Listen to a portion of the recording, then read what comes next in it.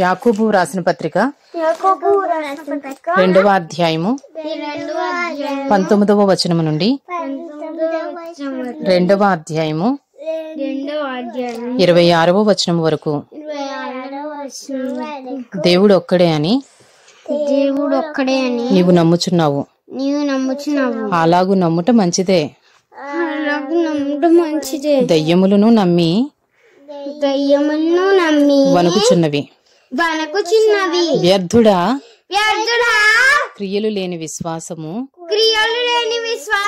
నిష్ఫలమైనదని తెలుసుకొని వచ్చున్నావా? మన పితరుడైన అబ్రహాము తన కుమారుడైన ఇస్సాకును బలిపీఠము మీద అర్పించినప్పుడు అతడు క్రియల వలన నీతిమంతుడని తీర్పు పొందలేదా? విశ్వాసము అతని క్రియలతో కూడి కార్యసిద్ధి కలుగజేసిననియు క్రియల మూలముగా అతని విశ్వాసము పరిపూర్ణమైనదనియు గ్రహించుచున్నావు కదా. కాబట్టి అబ్రాహాము దేవుని నమ్మెను,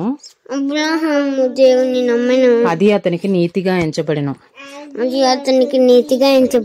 అను లేఖనము నెరవేర్చబడెను. మరియు దేవుని స్నేహితుడని అతనికి పేరు కలిగెను. మనుషుడు విశ్వాస మూలమున మాత్రము కాక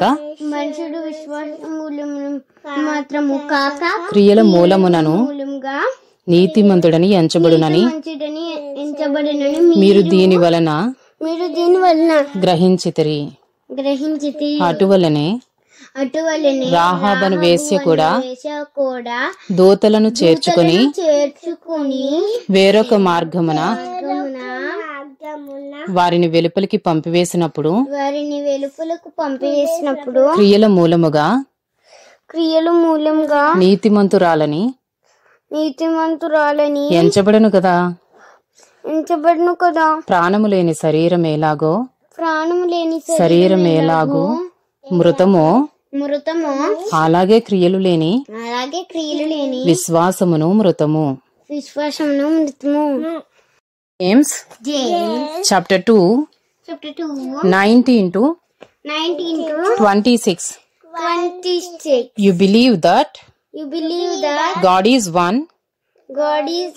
You do well. Even the demons believe and shudder. Do you want to be shown? You foolish person, that faith apart from works is useless. Was not Abraham our father justified by works when he offered up his son Isaac on the altar? You see that faith was active along with his works, and faith was completed by his works,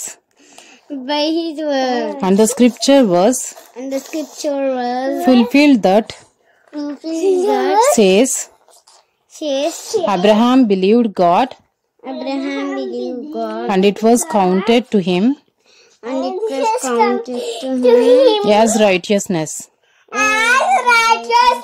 and he was called a friend of God. You see that a person is justified by works and not by faith alone. And in the same way was not also Rahab the prostitute The prostitute. Justified by works. Justified by works. When she received the